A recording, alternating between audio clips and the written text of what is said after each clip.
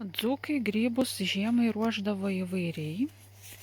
Dalį baravykų pasilikdavo ir džiovinimui. Tam susikaldavo specialius įrankius. Tai yra tokias lentas, į kurias įkaldavo vinis ir tada grybą švarų smeigdavo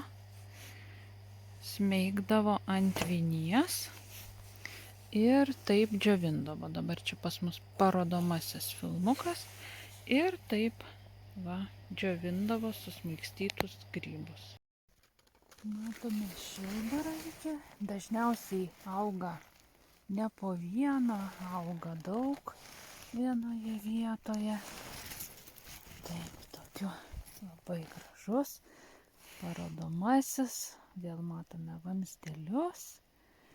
Štai labai gražus grybas. Kotelis nėra valgomas, galima valgyti, bet kepurėlė tai jau tikrai.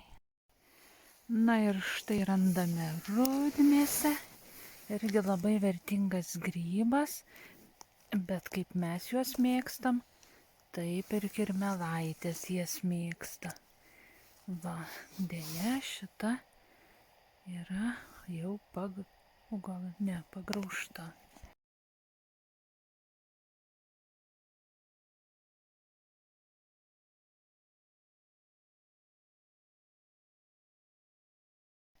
Va, kaip sakiau, ūmėdė ir raudonoji musmirė.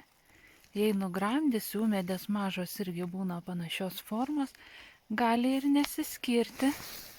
Tačiau ūmėdė neturi suapvalėti.